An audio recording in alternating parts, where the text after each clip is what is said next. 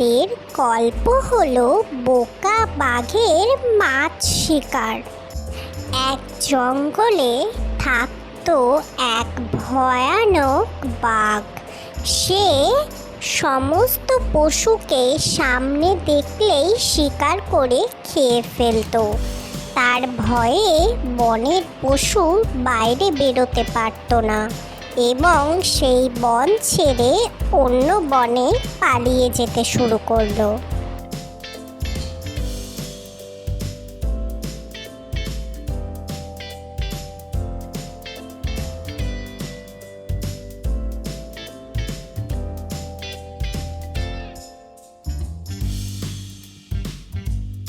এ কি, সকাল থেকে এদিক ওদিক ঘোরাঘুরি করছি, কিন্তু বনে তো একটা পশুও আমি শিকার করব তা খুঁজে পাচ্ছি না।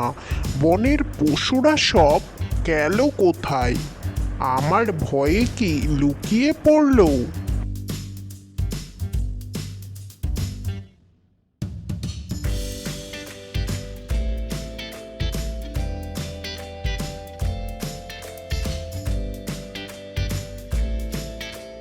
আরে বাঘ মহারাজ যে, এই পথে কোন দিকে যাওয়া হচ্ছে শুনি?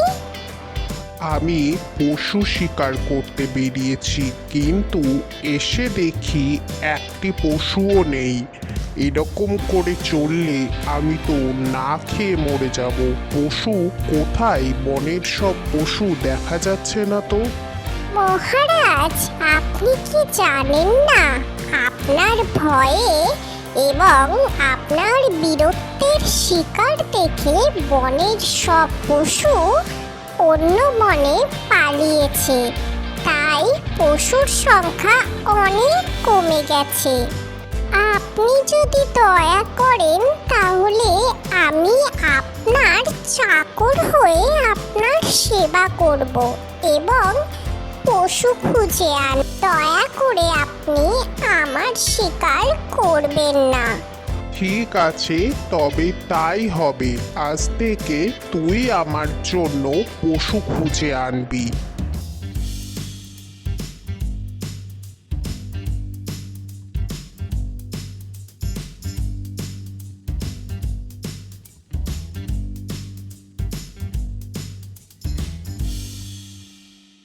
আমার আবার মরণ ওই শয়তান বাঘের জন্য।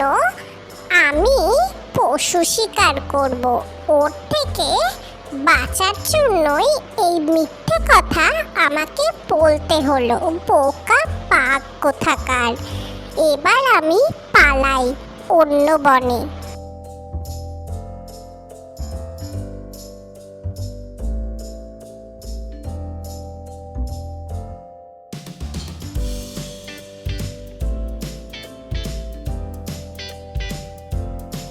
শিয়াল বাঘকে বোকা বানিয়ে সেখান থেকে পালিয়ে গেল, আর বাঘ রয়ে গেল তার জঙ্গলে বসে পশুর অপেক্ষায়।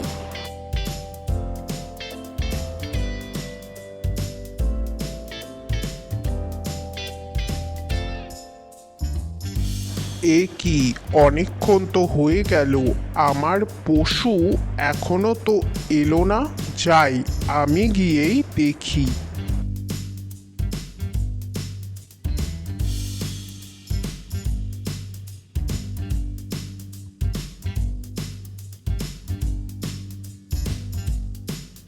অনেকক্ষণ এদিক ওদিক ঘোরাঘুরি করেও বাঘ সেই শেয়ালকেও দেখতে পেল না এবং খাওয়ার জন্য অন্য কোনো পশুও পেল না। সে খিদের জ্বালায় প্রায় মরমর অবস্থায় ছিল। না খেয়ে আমি তো প্রায় মৃত। আমি এবার কি করব? যাই, ওই দিকে পুকুরের দিকে যাই। পুকুরে তো অনেক মাছ রয়েছে। মাছ শিকার করেই জীবনযাপন করতে হবে আমাকে।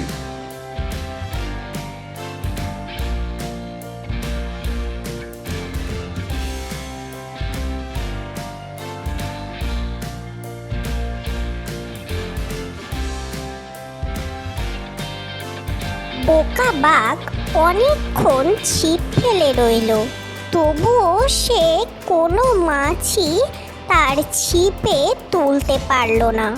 পুকুর ভর্তি মাছ, এত মাছ ঘুরে বেড়াচ্ছে, আমার ছিপে একটাও উঠছে না। চাই জলে ঝাঁপ মেরেই মাছগুলো ধরে নিই, তবেই বেটারা জব্দ হবে।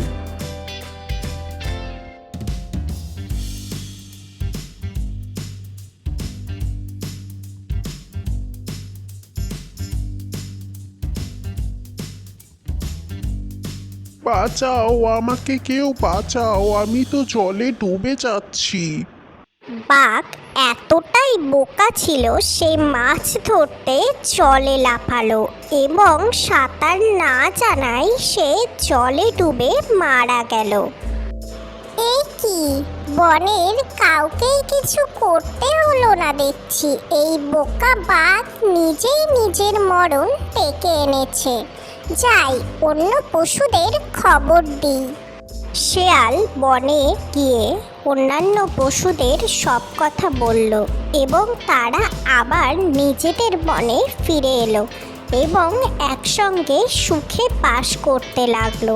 বাঘের উপদ্রব থেকে তারা বেঁচে উঠল।